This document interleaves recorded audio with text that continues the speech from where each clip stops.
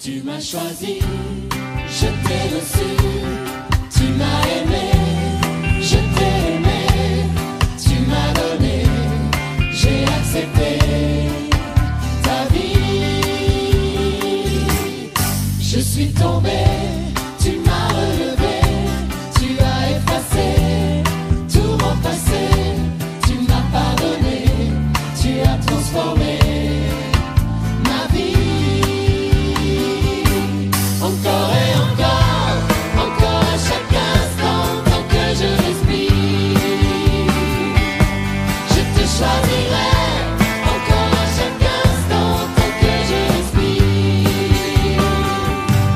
je t'adorerai.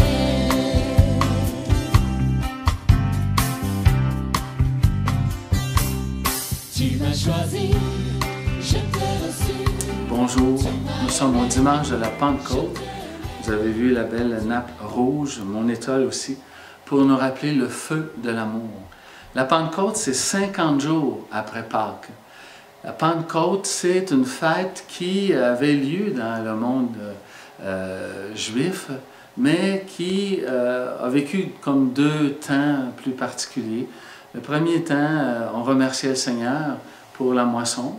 Et le deuxième temps, on remercie le Seigneur pour le don de la Torah, le don des tables de la loi.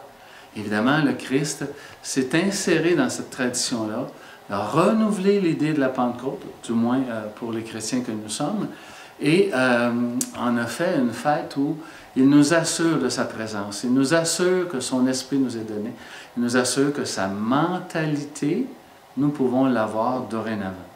Et c'est quoi sa mentalité? Sa mentalité, finalement, c'est de permettre aux hommes, aux femmes, à la création, de ne pas se sentir orphelins.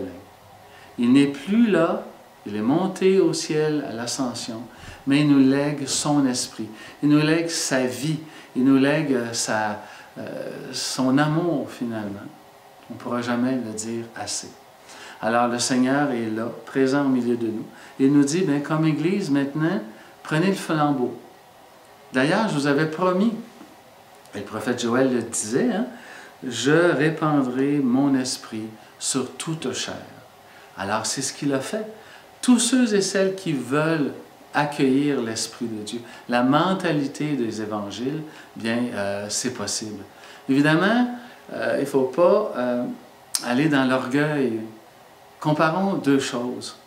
La tour de Babel, qu'est-ce que c'était? Des hommes qui se sont mis ensemble et ils voulaient construire une tour si haute qu'elle rejoindrait le ciel, en voulant dire qu'on aurait la main mise sur le ciel.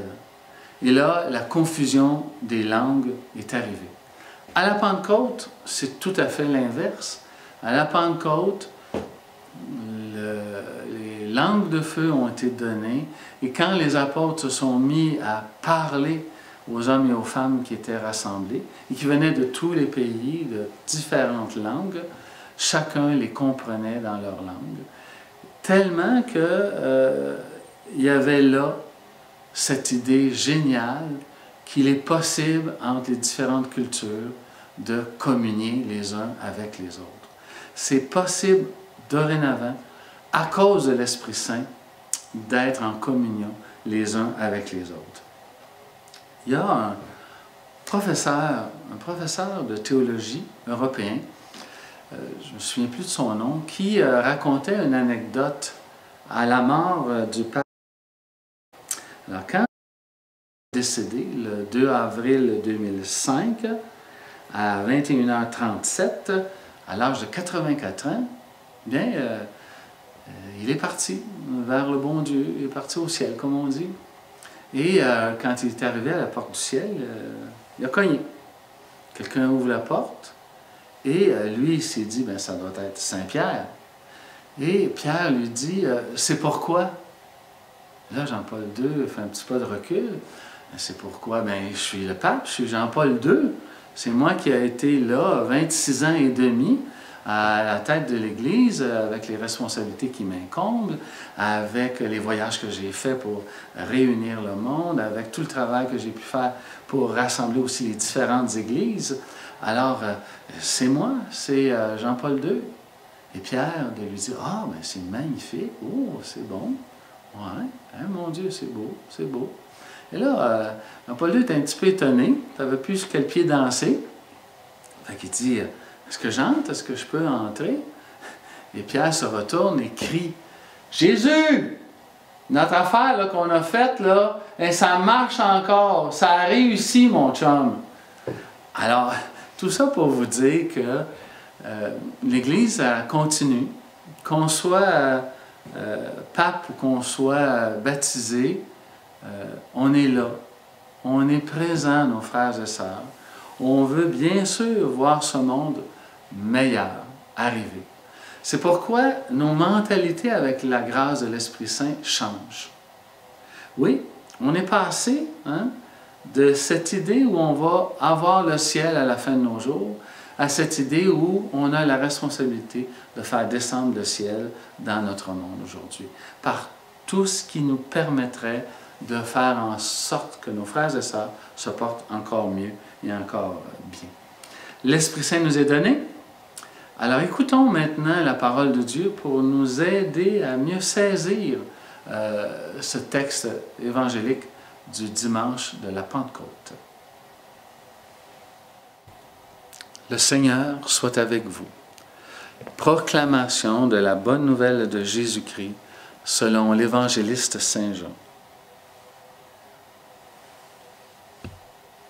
C'était après la mort de Jésus, le soir venu, en ce premier jour de la semaine, alors que les portes du lieu où se trouvaient les disciples étaient verrouillées par crainte des Juifs.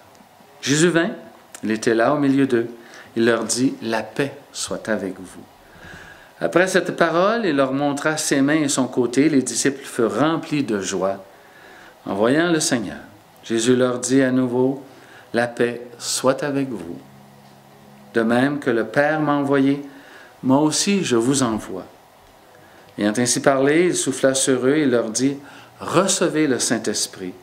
À qui vous remettrez ses péchés leur seront remis, à qui vous maintiendrez ses péchés leur seront maintenus. » Acclamons la parole de Dieu.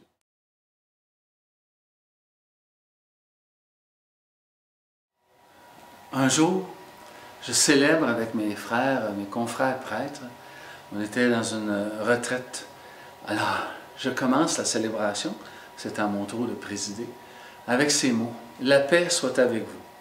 Habituellement, ces mots-là sont réservés à l'évêque.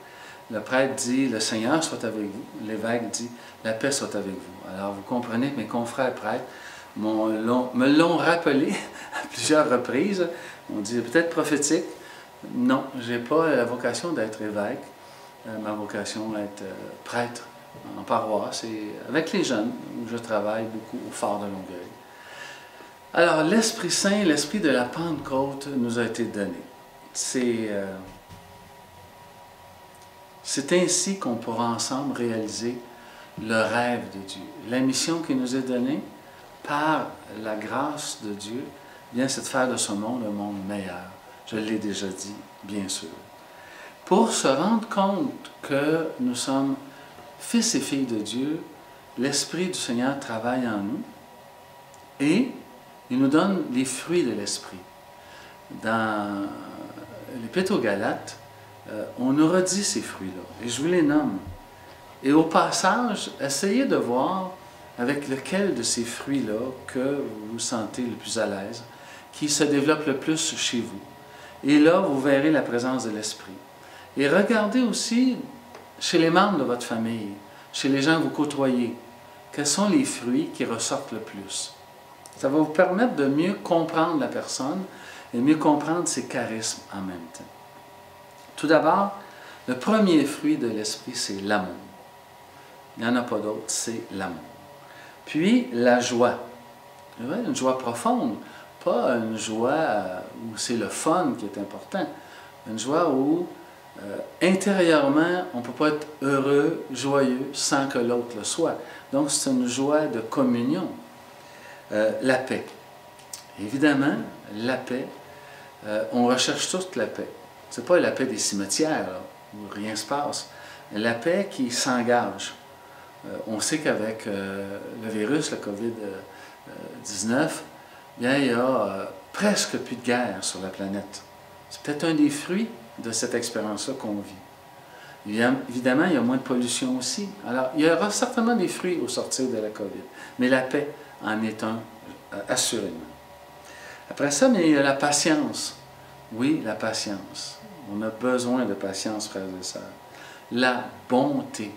Être bon envers les personnes qui nous entourent. Ne pas reprendre ce que les autres vont dire en disant, bon, ben ça doit être la vérité, donc je colporte des choses. Je reste bon, la bonté. Puis la bienveillance. Donc partir positivement à la rencontre de l'autre. Être bienveillant. Pas malveillant, bienveillant. Puis il y a la foi. Évidemment, la foi, pour un chrétien, c'est de croire Dieu s'est fait homme, Dieu a donné sa vie, il nous a montré la voie royale de l'amour, ce qu'on appelle le salut, qui donne sens à notre existence. Puis il est monté vers son Père, il nous donne son esprit et il veut travailler avec nous pour le bien de nos frères, de nos sœurs et de la création. La douceur. On a besoin de douceur, évidemment, surtout en ces temps-ci, hein, où beaucoup de gens sont intérieurement paniqués ou même, je dirais, affaiblis dans leur compréhension des choses. Les routines ont été vraiment cassées, alors ça nous demande de nous rééduquer à la douceur. Et finalement, la maîtrise de soi. La maîtrise de soi, ça dit tout. Si on arrive à avoir la maîtrise de soi-même, on va être évidemment à l'écoute. Ce sera une des grandes qualités qui nous envahira, l'écoute. Alors, frères et sœurs, nous sommes au terme de cette vidéo. Et je m'en voudrais de ne pas signaler qu'avec le dimanche de la Pentecôte, nous sommes dans la semaine québécoise intergénérationnelle. Alors, je vous invite, vous, les grands-parents, à appeler vos petits-enfants, et vous, les petits-enfants, d'appeler vos grands-parents, pour que ces rencontres-là intergénérationnelles, qui commencent à se faire, puissent trouver sens pour vous, avoir de la valeur. Alors, je vous invite, c'est un peu le défi que je vous lance en ce dimanche de la Pentecôte. Merci beaucoup à tous et à toutes.